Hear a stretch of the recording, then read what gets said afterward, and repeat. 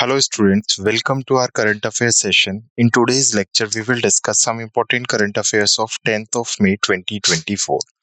तो आज हम 10 मई 2024 के कुछ महत्वपूर्ण करंट अफेयर्स डिस्कस करेंगे जो एग्जाम पॉइंट ऑफ व्यू से काफी इंपॉर्टेंट करंट अफेयर्स हो सकते हैं। सो स्टार्ट करते हैं आज का सेशन।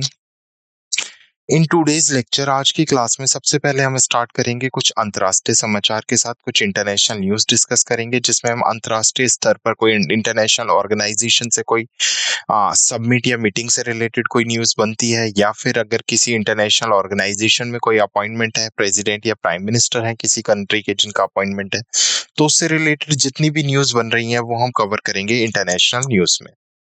सेकंड, हम राष्ट्रीय समाचार पढ़ेंगे। राष्ट्रीय समाचार में हम सेंट्रल गवर्नमेंट की इनिशिएटिव और स्कीम्स डिस्कस करेंगे। थर्ड, हमारी कैटेगरी होगी राज्य समाचार, स्टेट न्यूज, जिसमें हम स्टेट गवर्नमेंट के इनिशिएटिव और स्कीम्स को फोकस करेंगे। फोर्थ, हम कुछ बैंकिंग और वित्त समाचार डिस्कस करेंगे, बैंक और फाइनेंस से रिलेटेड। देन विज्ञान और प्रौद्योगिकी, science and technology, recent sports events, खेल समाचार हम डिस्कस करेंगे। कुछ महत्वपूर्ण दिनों की खबरों से रिलेटेड न्यूज देखेंगे। नियुक्तियां और इस्तीफे, अपॉइंटमेंट एंड रेजिग्नेशन से रिलेटेड कुछ महत्वपूर्ण समाचार देखेंगे। रैंक और रिपोर्ट से रिलेटेड कुछ इंपॉर्टेंट ऑब्चरी न्यूज, शोक समाचार, अवार्ड्स एंड रिकॉग्निशन, पुरस्कार और मान्यताओं से रिलेटेड समाचार, और लास्ट में हम डिस्कस करेंगे सारांश और summary of the today's lecture की आज की क्लास में हमने क्या क्या इंपॉर्टेंट डिस्कस किया है। So the image used in our slide deck are for educational purpose only. We respect the intellectual property right of the original creator and owner of these images.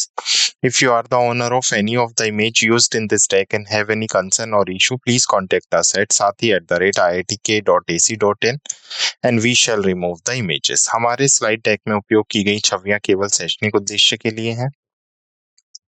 हम इन छवियों के मूल रचनाकारों और मालिकों के बौद्धिक संपदा अधिकारों का सम्मान करते हैं। यदि आप इस डेक में उपयोग की गई किसी भी छवि के मालिक हैं और आपको कोई चिंता या समस्या है तो कृपया sathi@iitk.ac.in पर हमसे संपर्क करें, हम छवियों को हटा देंगे। तो स्टार्ट करते हैं अपनी पहली इंटरनेशनल न्यूज के साथ। तो सबसे पहली न्यूज है, क्लाइमैक्स वर्क्स ने आइसलैंड में विश्व का सबसे बड़ा deck plus S plant mammoth खोला है। तो सबसे पहले तो ये याद रखना है, मेमथ।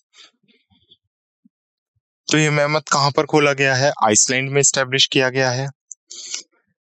8 मई 2024 को एक स्विस का स्टार्टअप है जिसे क्लाइम वर्क्स एजी के नाम से जाना जाता है, उसने आइसलैंड में मेमोक नाम का दुनिया का सबसे बड़ा संचालित डायरेक्ट एयर कैप्चर और स्टोरेज प्लांट का अनावरण किया है। तो डेक प्लस एस का मतलब क्या है? Direct air capture and storage plant. तो कहां पर स्टैब्लिश किया गया है इसको? अभी आइसलैंड में स्टैब्लिश किया गया। मेमोथ क्लाइम वर्क्स का दूसरा डेक प्लस एस प्लांट है। आरका से ये 10 गुना बड़ा है, जो 2021 में आइसलैंड में खोला गया दुनिया का पहला डेक प्लस एस प्लांट है। तो सबसे पहले आरका ही था जो आइसलैंड में खोला गया था, लेकिन अभी क्या स्टेब्लिश किया गया है? बेसिकली उससे भी 10 गुना बड़ा basically deck plus S plant launch किया गया है। यह संयंत्र, जिसे एक मॉड्यूलर डिजाइन में बनाया गया है, 2024 के अंत तक पूरा हो जाएगा और प्रतिवर्ष 36,000 टन CO2 को कैप्चर करने की क्षमता रखता है। तो इसकी कैपेसिटी कितनी है? 36,000 ton of CO2 per annum. यह वायु कैप्चर प्रक्रिया के लिए नवीकरणीय भूतापीय ऊर्जा का उपयोग करता है और 2030 तक CO2 हटाने की तकनीक की लागत को 400 से 600 अमेरिकी डॉलर प्रति टन और 2040 तक 200 से 350 अमेरिकी डॉलर प्रति टन तक कम करने का भी लक्ष्य रखता है। तो याद रखना इंपॉर्टेंट न्यूज है, डेक प्लस एस। इसकी सबसे पहले आपसे फुल फॉर्म पूछ सकता है, जिसका मतलब direct air capture and storage. नाम क्या दिया गया इसे? मेमोथ। कहां पर स्टैब्लिश किया गया? आइसलैंड में। और इससे किसी के through? Swiss startup Climeworks AG के थ्रू। क्लियर? नेक्स्ट है इंटरनेशनल न्यूज। तो इंडिया कंट्रीब्यूट करेगी approx 5 lakh USD to UN trust fund for counter terrorism. तो भारत ने संयुक्त राष्ट्र आतंकवाद विरोधी ट्रस्ट फंड में 5 लाख अमेरिकी डॉलर का योगदान दिया है। तो यह योगदान UNOCT के वैश्विक कार्यक्रम का समर्थन करने का उद्देश्य रखता है, जो आतंकवाद के वित्त पोषण का मुकाबला और आतंकवादी यात्रा कार्यक्रम पर केंद्रित है। इस नवीनतम योगदान के साथ ट्रस्ट फंड के लिए भारत का कुल वित्तीय समर्थन 2.55 मिलियन अमेरिकी डॉलर तक पहुंच गया है। भारत ने आतंकवाद का मुकाबला करने में अंतर्राष्ट्रीय सहयोग के प्रति अपनी प्रतिबद्धता की पुनः पुष्टि की है। 2018 से आतंकवाद का मुकाबला करने वाले कार्यक्रमों का सक्रिय रूप से समर्थन कर रहा है। क्लियर? तो याद रखना है, भारत ने अभी संयुक्त राष्ट्र आतंकवाद विरोधी ट्रस्ट फंड में डोनेट किया है। Next is international news. तो अभी हेनलेन बेसिकली पार्टनर्स ने दुनिया की वर्ल्ड वेल्थिएस्ट सिटी रिपोर्ट 2024 जारी की थी, जिसमें भारत की 2 सिटीज टॉप 50 सिटीज में है, मुंबई एंड दिल्ली। तो मुंबई को ओवरऑल 24वां स्थान मिला है और भारत में सबसे महंगा शहर है, और दिल्ली को ओवरऑल 37वां स्थान मिला है। क्लियर? सो यही बता रहा है कि मुंबई और दिल्ली दुनिया के 50 सबसे धनी शहरों में शामिल हुए according to Henley and partners. So Mumbai की अगर मैं रैंक की बात करूं तो 24 रैंक है मुंबई की, और दिल्ली की रैंक है टोटल 37। तो यह रैंकिंग भारत की सतत आर्थिक वृद्धि को भी दर्शाती है। इन शहरों को शामिल करने से उनके महत्वपूर्ण आर्थिक योगदान को उजागर किया जा सकता है। तो याद रखना है हेनले एंड पार्टनर्स की रिपोर्ट के अकॉर्डिंग। नेक्स्ट नेशनल न्यूज है। भारत ने अपना जो पहला commercial utility scale basically project है, जो वाणिज्य उपयोगिता स्तरीय बेस परियोजना है, उसकी नियामक को क्या दे दी, अभी मंजूरी दे दी है। तो भारत की पहली वाणिज्य स्वतंत्र बैटरी ऊर्जा भंडार प्रणाली परियोजना को दिल्ली विद्युत नियाम आयोग से नियामक मंजूरी मिल गई है। यह परियोजना BSES राजधानी पावर लिमिटेड द्वारा इंडियन ग्रिड ट्रस्ट और global energy alliance for people and planets के साथ साझेदारी में विकसित की गई है, जो दिल्ली की BRPL के 33/11 किलोवाट किलोकरी सब स्टेशन में स्थापित की जाएगी। क्लियर? तो कहां पर स्टेब्लिश की जाएगी? ये किलोकरी सब स्टेशन में, दिल्ली का जो BRPL का 13/11 किलोवाट वाला स्टेशन है। तो GAPP की अगर मैं बात करूं कि रियायती ऋण द्वारा समर्थन, जो कुल परियोजना लागत का 70% कवर करता है, और इस पहल का उद्देश्य 2026 तक भारत में 1 गीगावाट बेस प्रतिबद्धताओं को प्राप्त करना है, जो 2032 तक 47 गीगावाट बेस तैयार करने के भारत के लक्ष्य के साथ मेल खाता है।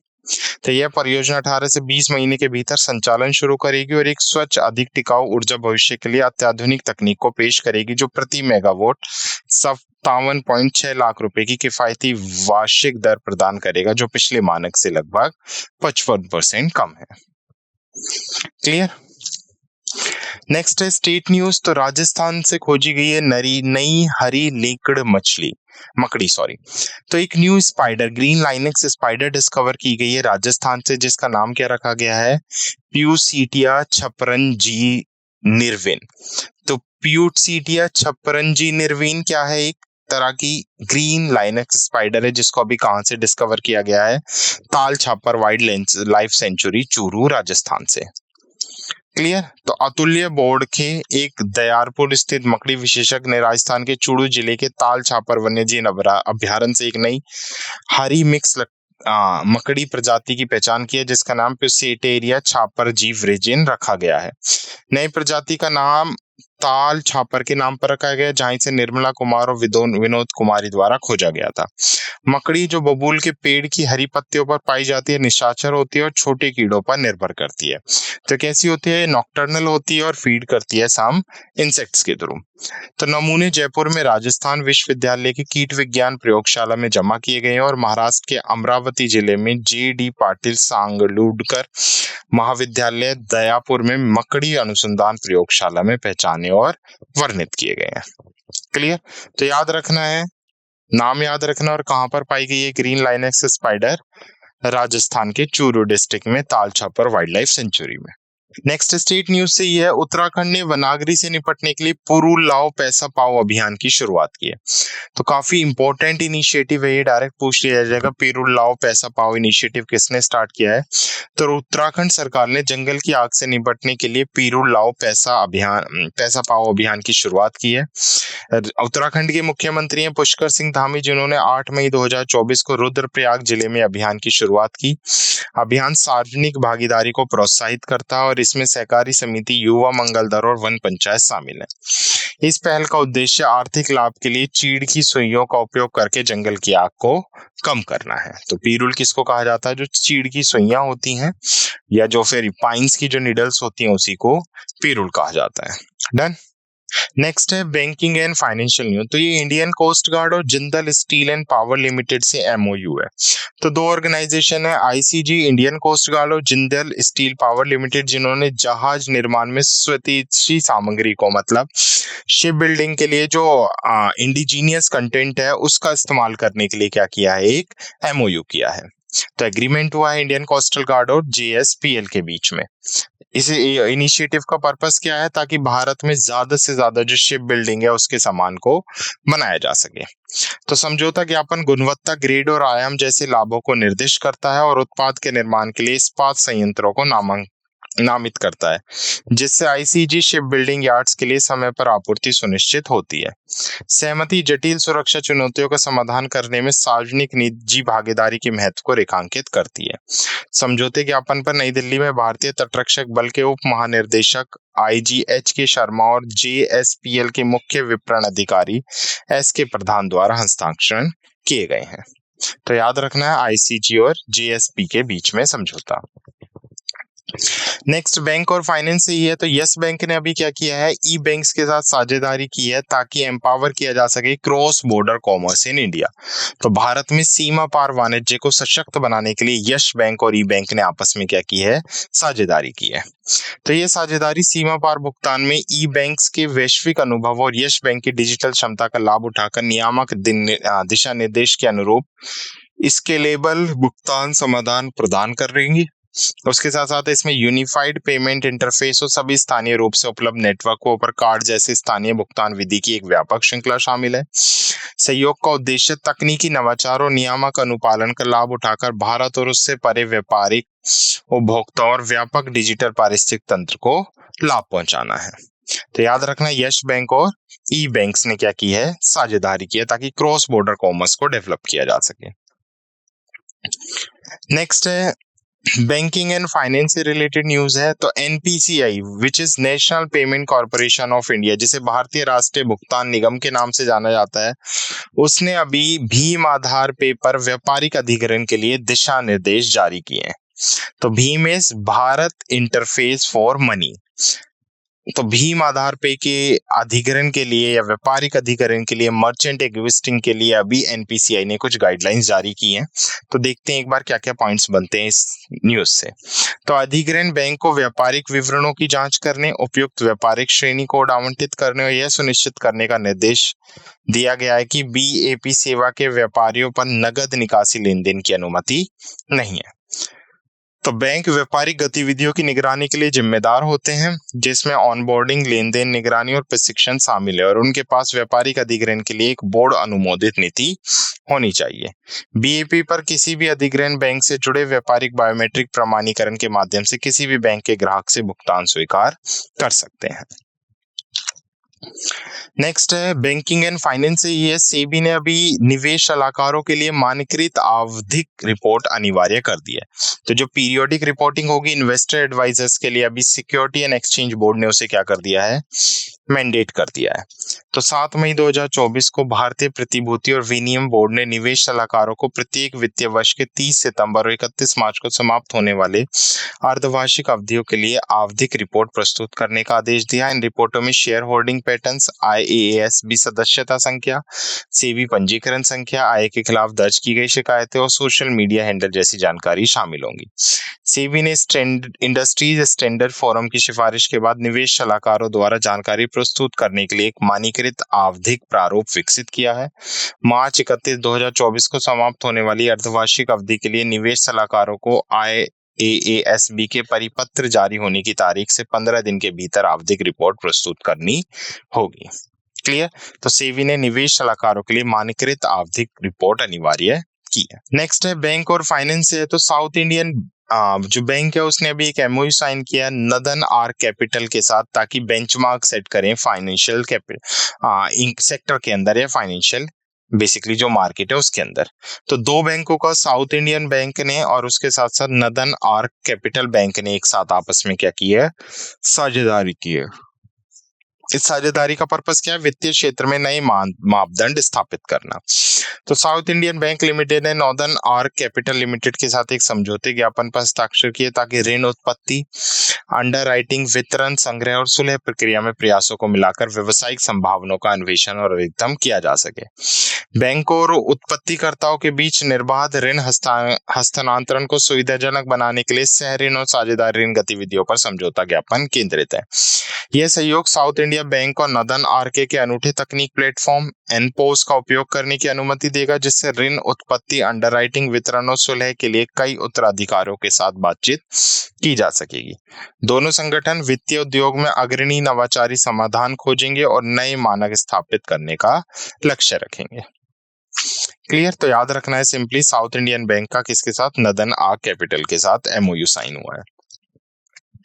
नेक्स्ट बैंक और फाइनेंस से ही अभी श्रीलंका ने अदानी ग्रीन एनर्जी के साथ 20 वर्षीय बिजली खरीद समझौते पर हस्ताक्षर किए।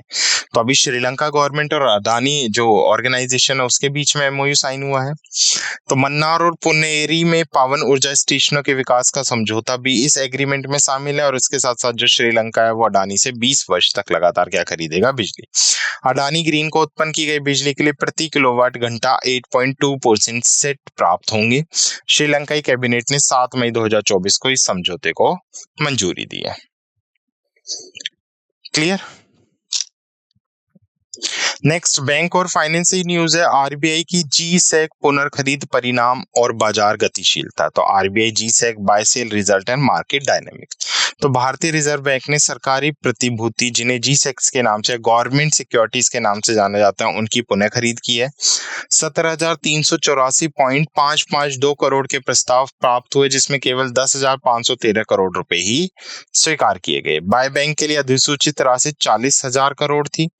बाजार विश्लेषणों का सुझाव है कि बैंकों द्वारा दी गई उच्च कीमतों के कारण कुछ प्रस्तावों को अस्वीकार कर लिया गया। तो गवर्नमेंट सिक्योरिटीज अभी आरबीआई ने परचेज कर ली है। क्लियर? नेक्स्ट बैंकिंग और फाइनेंस से ही है, वैश्विक वाणिज्य के अवसरों को बढ़ावा, यस बैंक और ई बैंक साझेदारी।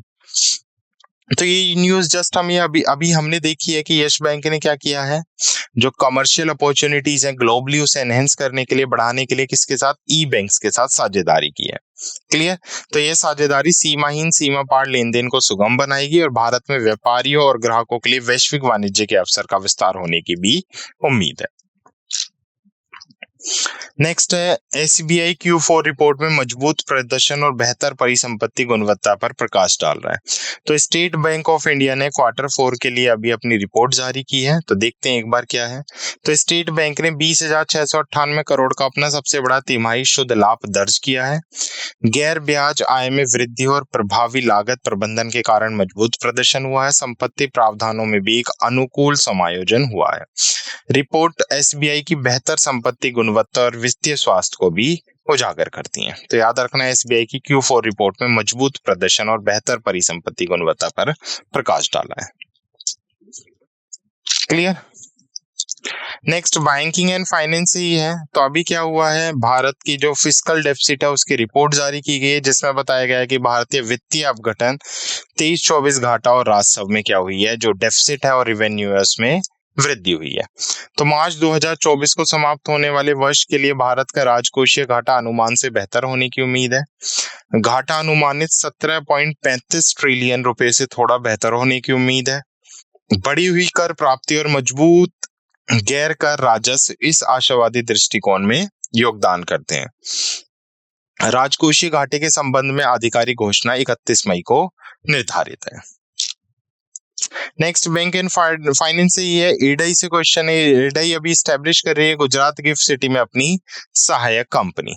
तो गुजरात गिफ्ट सिटी हम सबको पता है, गुजरात में गिफ्ट सिटी बन रही है।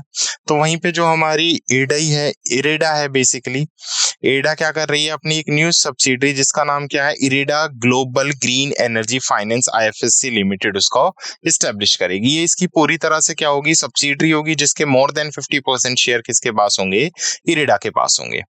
तो अनुशंसी गुजरात के गिफ्ट सिटी में अंतरराष्ट्रीय वित्त सेवा केंद्र में स्थित है। इस कदम का उद्देश्य भारत में नवीकरणीय ऊर्जा के विकास के लिए वैश्विक वित्तीय बाजारों का लाभ उठाना है।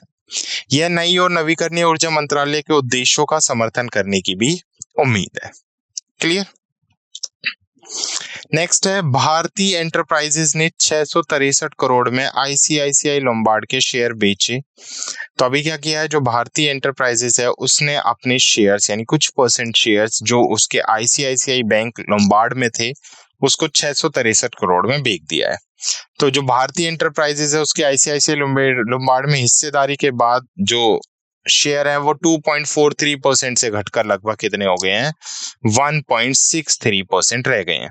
साथ ही आईसीआईसीआई बैंक ने 21 लाख शेयर खरीदकर आईसीआईसीआई लोम्बार्ड में अपनी हिस्सेदारी बढ़ाकर कितनी कर ली है, 51.7% कर लिया। लेन देन खुले बाजार संचालन के माध्यम से किया गया। तो याद रखना भारतीय एंटरप्राइजेस ने क्या कर दिए, अपने कुछ परसेंट शेयर सेल कर दिए आईसीआईसीआई लोम्बार्ड के, और टोटल कितने में, 663 crore. Next science and technology से है, तो स्प्रिंग नेचर और DAE which is department of atomic energy, अभी उसने ओपन रिसर्च को बढ़ावा देने के लिए ट्रांसफॉर्मेटिव समझौते पर हस्ताक्षर किए हैं। तो स्प्रिंग नेचर ग्रुप ने भारत सरकार के परमाणु ऊर्जा विभाग के साथ एक परिवर्तनकारी समझौते पर हस्ताक्षर किए जिसका उद्देश्य ओपन एक्सेस सिद्धांत को बढ़ावा देना और विद्वतापूर्ण अनुसंधान के प्रसार में बाधाओं को दूर करना है। यह समझौता डीएई से संबंध 50 से अधिक केंद्रों को सभी विषयों में स्प्रिंगर नेचर के 2000 प्लस हाइब्रिड जर्नल्स में गोल्ड ओपन एक्सेस पढ़ने और प्रकाशित करने की अनुमति देता है। भारतीय अनुसंधान की दृश्यता और प्रभाव को बढ़ाएगा जिससे भाग लेने वाले संस्थान पत्रिका सदस्यता पहुंच को खुले पहुंच प्रकाशन लागत के साथ जोड़ेगा। स्प्रिंगर नेचर भारत में एक सार्वजनिक रूप से वित्त पोषित विभाग के साथ ऐसा समझौता करने वाला पहल है जिसका उद्देश्य अंत विषय अनुसंधान में सुधार करना है। Clear. Next science and technology से अभी गूगल ने भारत में एंड्रॉइड उपयोगकर्ताओं के लिए गूगल वॉलेट लॉन्च किया। तो गूगल वॉलेट किसके थ्रू लॉन्च किया गया है, गूगल के थ्रू, और कहां पर लॉन्च किया गया है, भारत में लॉन्च किया गया है। तो गूगल ने गूगल वॉलेट लॉन्च किया है जो भारत में सभी एंड्रॉइड उपयोगकर्ताओं के लिए कार्ड, पास, टिकट, चाबियां, आईडी संग्रहित करने के लिए एक सुरक्षित और निजी डिजिटल वॉलेट है। गूगल वॉलेट उपयोगकर्ताओं को क्यूआर कोड्स के साथ एकीकृत डिजिटल दस्तावेज तक त्वरित और आसान पहुंच के लिए एकल संगठित स्थान प्रदान करता है। भारत में गूगल वॉलेट भुगतान संबंधी सुविधाओं का समर्थन नहीं करेगा जबकि गूगल पे उपयोगकर्ताओं की भुगतान आवश्यकताओं को पूरा करता रहेगा। यह app e commerce platform, airline, cinema, multiplex chain और सार्वजनिक परिवहन सेवा सहित 20 भारतीय ब्रांड से डिजिटल दस्तावेजों तक पहुंच का समर्थन करता है। क्लियर। तो गूगल ने भारत में एंड्रॉइड उपयोगकर्ताओं के लिए गूगल वॉलेट लॉन्च किया। नेक्स्ट साइंस एंड टेक्नोलॉजी से ये है, तो तमिलनाडु के तट पे एक नई बेसिकली टार्डरिंग प्रजाति खोजी गई है। चंद्रयान 3 के मिशन पर नाम रखा गया है जिसका नाम क्या है, बटीलिप्स चंद्रयानी। तो केरल कोच्चि को कोचीन विज्ञान और प्रौद्योगिकी विश्वविद्यालय के समुद्री जीव जो विज्ञान विभाग है उसके शोधकर्ताओं ने तमिलनाडु के रामनाथपुरम के मंडपम तट पर ज्वार भाटा क्षेत्र के समुद्र की तलछट में बटीलिप्स चंद्रयानी नामक समुद्री डॉटीग्रेड की एक नई प्रजाति की खोज की है। क्लियर। तो इस प्रजाति का नाम चंद्रयान 3 के मिशन पर रखा गया और ये बेटिलिप्स जीन्स के तहत वर्णित कौन सी प्रजाति है, 39वीं प्रजाति है। तो बेटिलिप्स चंद्रयानी की लंबाई 0.15 मिलीमीटर और चौड़ाई 0.04 मिलीमीटर होती है। इसके सर के आकार ट्रेपोजाइड जैसे होते हैं और इसमें 4 जोड़े होते हैं जिनमें नुकीले सिर वाले संवेदी कांटे होते हैं। यह भारतीय जल क्षेत्रों में पहचानी गई तीसरी समुद्री टॉर्डीग्रेड प्रजाति और पूर्वी तट पर पाई जाने वाली दूसरी प्रजाति है। क्लियर। नेक्स्ट है साइंस एंड टेक्नोलॉजी से ये है, तो इसरो ने तरल ऑक्सीजन केरोसिन का उपयोग करके अर्ध क्रायोजेन इंजन विकसित किया है। तो ISRO develop semi cryogenic engine, किसका इस्तेमाल करके सेमी क्रायोजेनिक इंजन विकसित किया है इसरो ने, लिक्विड ऑक्सीजन केरोसिन का। तो इसरो एक अर्ध क्रायोजेनिक प्रणोदक प्रणाली के विकास को आगे बढ़ा रहा है। यह प्रणाली लिक्विड प्रोपल्स सिस्टम सेंटर द्वारा अन्य लॉन्च वाहन केंद्र के समर्थन से विकसित की जा रही है। इसका उद्देश्य लॉन्च वाहन मार्क 3 और भविष्य के लॉन्च वाहनों की पेलोड क्षमता को बढ़ाना है। इंजन तरल ऑक्सीजन और मिट्टी के तेल का संयोजन उपयोग करता है जो 2000 kN का थ्रस्ट प्रदान करता है। क्लियर। नेक्स्ट स्पोर्ट्स न्यूज है, तो स्पोर्ट्स से न्यूज आ रही है, भारतीय मुक्केबाज ने ASBC एशियन अंडर 22 और युवा मुक्केबाजी चैंपियनशिप 2023-24 में 43 पदक जीते हैं।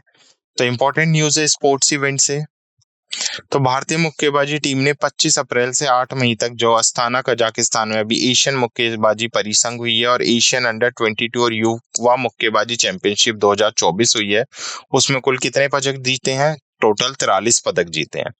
तो भारतीय मुक्केबाज ने युवा और अंडर 22 श्रेणी में कुल 12 स्वर्ण, 14 रजक और 17 कांस्य पदक जीते, जिसमें मेडल की संख्या के मामले में मेजबान कजाकिस्तान के बाद दूसरे स्थान पर रहे। तो पहले पर कौन रहा है? कजाकिस्तान रहा है। और भारत ने यहाँ पर अगर रैंक की हम बात करें तो कितनी रैंक हासिल की है? दूसरी रैंक हासिल की है। तो ब्रजेश ने तजाकिस्तान के मुमिनोव मोइन खोज को पुरुषों के 48 किलोग्राम फाइनल में हराकर भारत को युवा श्रेणी में अपना पहला स्वर्ण पदक दिलाया। ओलंपिक मुक्केबाज प्रीति ने कजाकिस्तान की बाजारोवा एलिना को हराकर अंडर 22 श्रेणी में स्वर्ण पदक जीता है। तो टोटल पदक याद रखने हैं, भारत की रैंक याद रखनी है। टोटल पदक कितने हैं? 43। इंडिया की अगर मैं रैंक की बात करूं तो इंडिया की टोटल इसमें रैंक कौन सी आई है? वर्ल्ड में सेकंड रैंक आई है, जिसमें से फर्स्ट रैंक पर कौन है? कजाकिस्तान खुद है। और ये जो मुक्केबाजी चैंपियनशिप है ये कहां पर कंडक्ट की गई?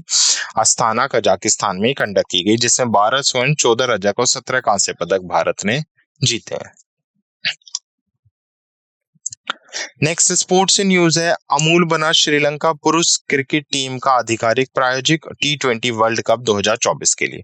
तो जो अभी T20 वर्ल्ड कप 2024 होंगे उसके लिए जो श्रीलंकन मेंस टीम का स्पॉन्सरशिप करेगा, आधिकारिक प्रायोजक होगा, वो कौन होगा? अमूल ब्रांड होगा। प्रायोजक ICC पुरुष T20 विश्व कप 2024 की अवधि के लिए होगा सिर्फ। अमूल एक भारतीय दूध उत्पादक टूर्नामेंट के दौरान टीम का समर्थन करेगा। यह साझेदारी श्रीलंका क्रिकेट की दृश्यता और समर्थन को बढ़ावा देने का भी लक्ष्य रखती है। तो याद रखना है, अमूल बना श्रीलंकन पुरुष क्रिकेट टीम का आधिकारिक प्रायोजक T20 विश्व कप 2024 के लिए। नेक्स्ट है, बजरंग पूनिया को कुश्ती प्राधिकरण द्वारा अस्थायी रूप से निलंबित किया गया है। तो बजरंग पूनिया जो रेसलर हैं भारत के, उसको यूनाइटेड वर्ल्ड रेसलिंग के थ्रू सस्पेंड किया गया है प्रोविजनली। तो निलंबन 31 दिसंबर 2024 तक प्रभावी है। राष्ट्रीय डोपिंग रोधी एजेंसी ने पेशाब का नमूना देने से इनकार करने पर पूनिया को निलंबित किया है। ठीक है, तो नाडा के थ्रू ये बेसिकली इन्होंने क्या किया था? सस्पेंडेड किए गए हैं, refusing to provide a urine sample. यह निलंबन पूनिया की आगामी कुश्ती प्रतियोगिता में भागीदारी को भी प्रभावित करता है। तो याद रखना है, बजरंग पूनिया को कुश्ती प्राधिकरण द्वारा अस्थायी रूप से निलंबित किया गया। क्लियर? नेक्स्ट है इंपॉर्टेंट डे न्यूज। तो महत्वपूर्ण दिनों की खबरों से न्यूज है। इंपॉर्टेंट डे न्यूज की अगर मैं बात करूं तो सबसे पहले 2024 की विश्व रेड क्रॉस और रेड क्रिसेंट दिवस। तो रेड क्रिसेंट और रेड क्रॉस दिवस हम हर साल अंतर्राष्ट्रीय लेवल पर कब मनाते हैं? 8 मई को अंतर्राष्ट्रीय रेड क्रॉस और रेड क्रिसेंट मूवमेंट के स्वयंसेवकों और कर्मचारियों को सम्मानित और धन्यवाद देने के लिए इसे सेलिब्रेट किया जाता है। तो अंतर्राष्ट्रीय रेड क्रॉस और रेड क्रिसेंट आंदोलन के सिद्धांतों का यह दिन उत्सव मनाता है। 2024 के लिए विश्व रेड क्रॉस और रेड क्रिसेंट दिवस का विषय रहा मानवता को जीवित रखना। तो इस बार की अगर मैं थीम की बात करूं तो थीम क्या रही है? Keeping humanity alive. पहली बार अगर मैं बात करूं तो इस दिन का पहली बार 8 मई 1948 को बनाया गया था और 1984 में से विश्व रेड क्रॉस और रेड क्रिसेंट दिवस के रूप में जाने लगा।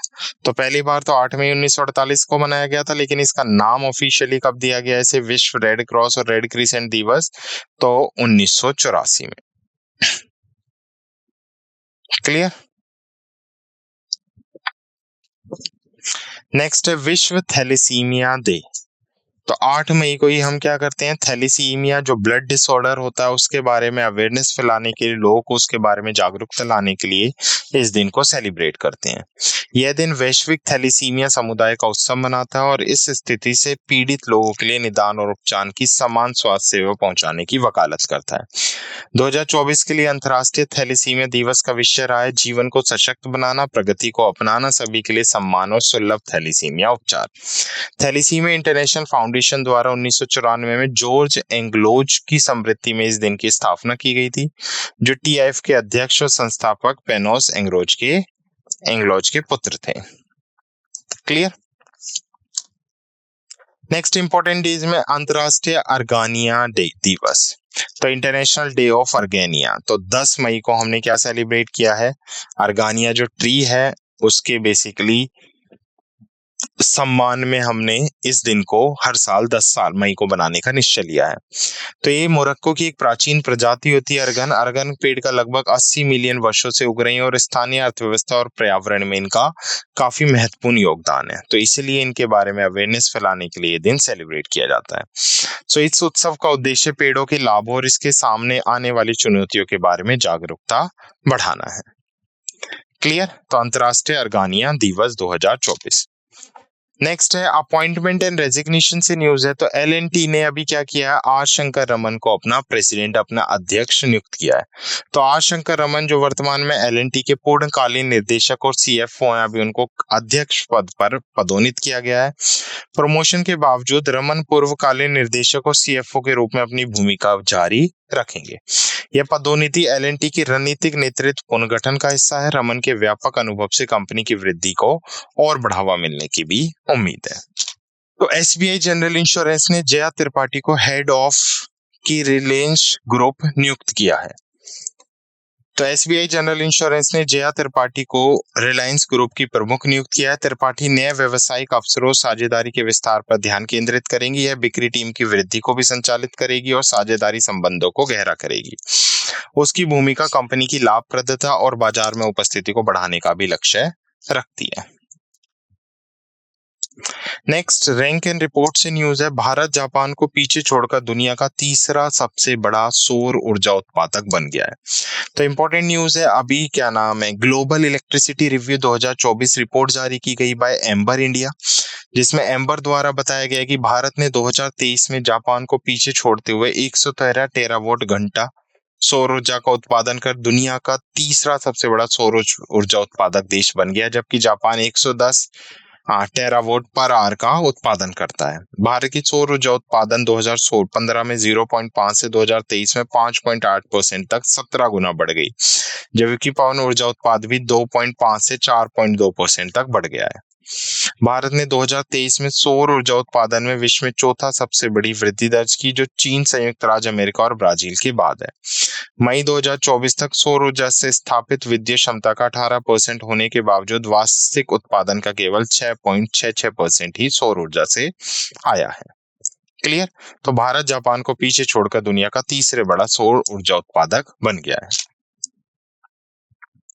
नेक्स्ट ऑब्चरी न्यूज से साहित्य अकेदमी पुरस्कार विजेता उर्दू साहित्यकार सलाम बिन रज्जाक का भी क्या हो गया है, निधन हो गया है।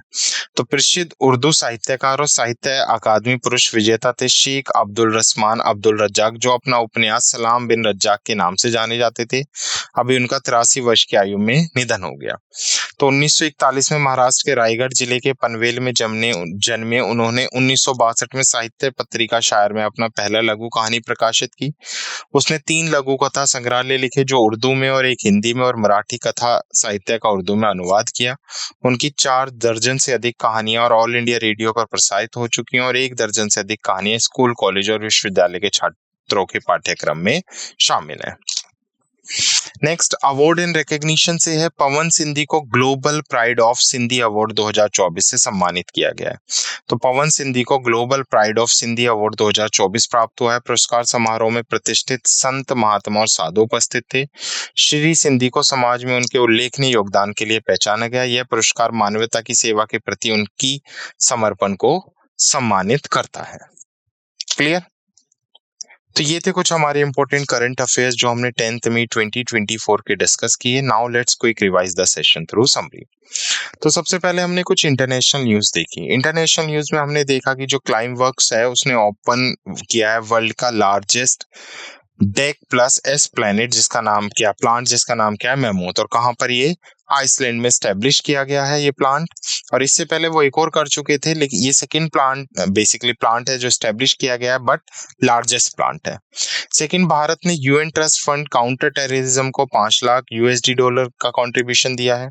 और उसके साथ साथ हमने देखा था हेनले एंड पार्टनर्स की रिपोर्ट, जिसमें मुंबई और दिल्ली दुनिया के 50 सबसे धनी शहरों में शामिल हुए। नेक्स्ट हमने राष्ट्रीय समाचार देखे, जिसमें हमने देखा कि BES project receive regulatory approval जो भारत का पहला कमर्शियल यूटिलिटी स्केल प्रोजेक्ट बनेगा। राज्य में हमने देखा था कि राजस्थान में एक नई ग्रीन लिंक्ड मछली मकड़ी की खोज की गई है, और उत्तराखंड सरकार ने पेड़ों या जंगलों में आग लगाने से बचाने के लिए पैरो लाओ पैसा पाओ अभियान की शुरुआत की है। नेक्स्ट, बैंकिंग और फाइनेंस से हमने न्यूज देखी, जिसमें हमने देखा कि आईसीजी और जेएसपी ने क्या किया, एमओयू साइन किया ताकि शिप बिल्डिंग में ज्यादा से ज्यादा भारतीय सामग्री का इस्तेमाल किया जा सके। यश बैंक की हमने पार्टनरशिप देखी ई बैंक्स के साथ। उसके साथ साथ हमने देखा कि एनपीसीआई ने भीम आधार पे के लिए क्या किए हैं, कुछ दिशा निर्देश जारी किए हैं। उसके साथ साथ हमने देखा कि सेबी ने निवेश सलाहकारों के लिए मानकीकृत आवधिक रिपोर्ट अनिवार्य की है। नेक्स्ट, बैंक और फाइनेंस से हमने देखा साउथ इंडियन बैंक ने नॉर्दर्न आर कैपिटल के साथ वित्तीय क्षेत्र में नई मापदंड स्टैब्लिश करने के लिए कुछ एक समझौते ज्ञापन पर हस्ताक्षर किए और श्रीलंका अडानी ग्रुप से 20 साल के लिए क्या खरीदेगा, पावर खरीदेगा। आरबीआई के जी से बायबैक परिणाम और बाजार की गतिशीलता से रिलेटेड हमने इंपॉर्टेंट न्यूज देखी। उसके साथ साथ हमने जैसे अभी बताई यश बैंक और ई बैंक की साझेदारी देखी। एसबीआई की Q4 की रिपोर्ट्स देखी, जिसमें बताया गया है कि भारत एसेट्स क्वालिटी में इंप्रूव कर रहा है। भारत का वित्तीय अपडेट हमने देखा 2023-24 के लिए। उसके साथ साथ हमने देखा इरेडा एस्टेब्लिश करेगी अपनी नई सब्सिडरी कहां पर, गुजरात में। उसके बाद हमने देखा Bharti enterprises sell ICICI Lombard share for 663 crore 663 crore में भारतीय एयरटेल ने क्या कर दिए, बेच दिए। साइंस एंड टेक्नोलॉजी से हमने देखा स्प्रिंगर नेचर और डीएनए ओपन रिसर्च को बढ़ावा देने के लिए परिवर्तनकारी समझौते पर हस्ताक्षर किए, और गूगल ने भारत में एंड्रॉइड उपयोगकर्ताओं के लिए गूगल वॉलेट लॉन्च किया है। नेक्स्ट, साइंस एंड टेक्नोलॉजी से हमने देखा कि अभी तमिलनाडु में एक चंद्रयान 3 मिशन के नाम पर एक न्यू टार्डिग्रेड स्पीशीज डिस्कवर की गई है। इसरो ने सेमी क्रायोजेनिक इंजन जो लिक्विड ऑक्सीजन केरोसिन से चलेगा उसका अनावरण किया है। स्पोर्ट्स में हमने देखा था अंडर 22 युवा मुक्केबाजी चैंपियनशिप में भारत ने टोटल 43 पदक जीते हैं, जो अस्ताना में हुई थी। उसके साथ साथ हमने देखा था अमूल श्रीलंका पुरुष क्रिकेट टीम T20 विश्व कप 2024 के लिए आधिकारिक प्रायोजन बनाया, और बजरंग पूनिया को यूरिन टेस्ट न कराने की वजह से अभी नाटा के थ्रू निलंबित कर दिया गया है। इंपॉर्टेंट डेज में हमने विश्व रेड क्रॉस दिवस, विश्व थैलेसीमिया डे और अंतर्राष्ट्रीय आर्गोनिया दिवस देखा। नियुक्ति और इस्तीफे से अगर हम बात करें तो एल&टी ने आर शंकर रमन को अध्यक्ष के रूप में पदोन्नत किया, और एसबीआई जनरल इंश्योरेंस ने जया त्रिपाठी को प्रमुख संबंध समूह के प्रमुख के रूप में नियुक्त किया है। लास्ट हमने रैंक एंड रिपोर्ट से देखी, जिसमें हमने देखा कि भारत तीसरा सबसे बड़ा सौर उत्पादक देश बना है वर्ल्ड में। शोक समाचार में हमने देखा साहित्य अकादमी पुरस्कार विजेता उर्दू साहित्यकार सलाम बिन रज्जाक का भी क्या हो गया है, रिसेंटली निधन। और अवार्ड्स में हमने देखा पवन सिंधी को basically global pride of Sindhi award 2024 से सम्मानित किया गया। क्लियर? तो ये थे कुछ हमारे इंपॉर्टेंट करंट अफेयर्स जो हमने डिस्कस किए 10 मई 2024 की, जिसमें हमने important national, international, state, bank, obituary, awards, days, appointment, rank and report और साइंस एंड टेक्नोलॉजी से रिलेटेड न्यूज देखी। I hope you like this session. Thank you.